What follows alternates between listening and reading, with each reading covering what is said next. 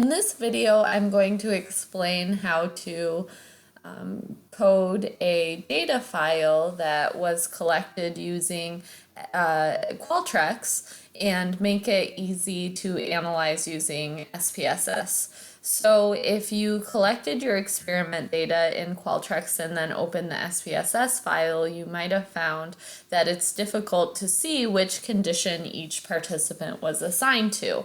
And in this video, I'm going to explain how to read the information Qualtrics gives you and how to recode that information so it's easy to analyze in SPSS. So for the purposes of this video, I'm going to use a little example study that I've programmed into Qualtrics here. So this study had two independent variables, growth feedback and fixed feedback, and each had two levels. So the first independent variable, fixed feedback, had two levels, present versus absent, and the second independent variable, growth feedback, had two levels, present versus absent. So as you can see here, Qualtrics randomly assigned each participant to one of the four possible conditions: fixed encouragement, growth encouragement, both, or none. And then participants completed the dependent variable, which was interest in this case. So we had 21 participants who participated in the study, and this is the file SPSS gave us. So you can see that while there is no column labeled condition, there are four columns that correspond to each of our four conditions. So there's a fixed only, a growth, both, and none. When there's a 1 in that column, that means that the participant who received the 1 was assigned to that condition. So the ones here correspond to people who were assigned to the fixed condition. So what we want to do is take this information that is presented in four separate columns and compress it into one single column telling us all this information. So how are we going to do that? First, we're going to go to variable view. We're going to create a new variable called condition. We're not going to enter any data. We're just creating the variable called condition. You can see it at the end here with no data. Then we are going to go to the transform column. We're going to click recode into same variable. We're going to move that condition variable we just created over.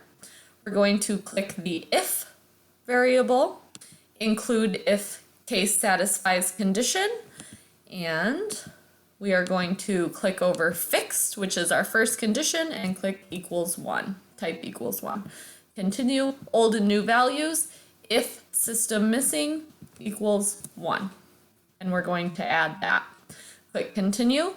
And what this is telling us to do is if that column that Qualtrics gave us for the fixed condition equals 1, so if participants were in the fixed condition, then our new condition variable is going to have a 1 in it. We're going to click OK and see if that works. And you can see there are 1s only for those people who were in the fixed condition here. Okay, and we're going to do something similar for the growth. Condition stays the same. We're going to change the if to now be growth, or whatever your next condition is. If growth equals 1, click continue, old and new values. Now we're going to change system missing to be 2. So anybody in the growth condition is going to now receive a 2 in that condition variable. We click OK. We're going to do the same thing or a similar thing for the both conditions. So we're going to take out growth, add over both, equals 1, continue, click old and new values. Now we're going to make it into a 3. Continue, click OK. Do the same thing or similar for the none condition.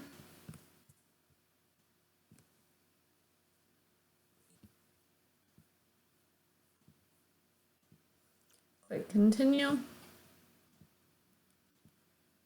Equals 4. Continue and click OK.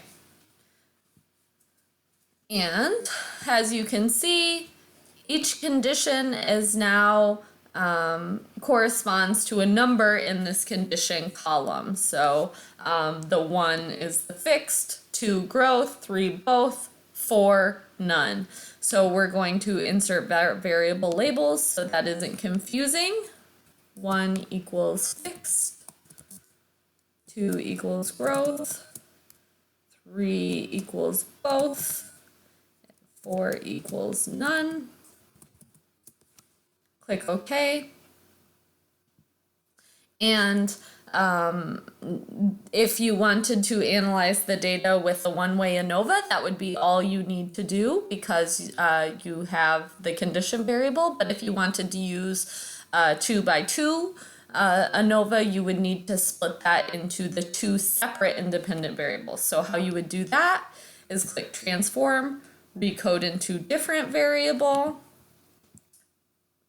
move over our condition variable, click equals IV fixed in this case, or whatever your first independent variable is, old and new values. So remember the first condition was that fixed condition, so fixed was present, we're going to give those a 1. Second condition was growth, so fixed was absent, we're going to give that a 0.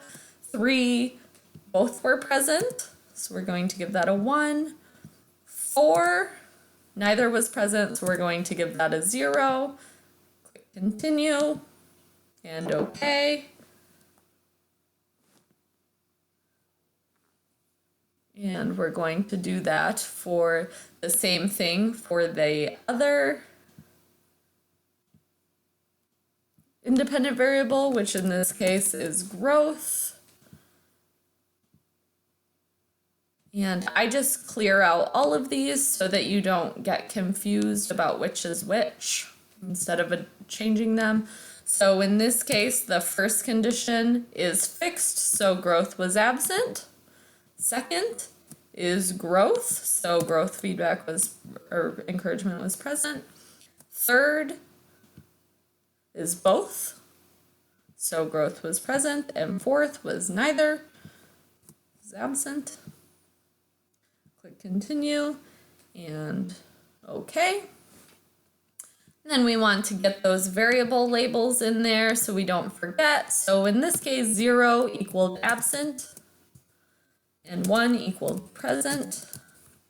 Click OK. And the same was true for fixed, or for growth.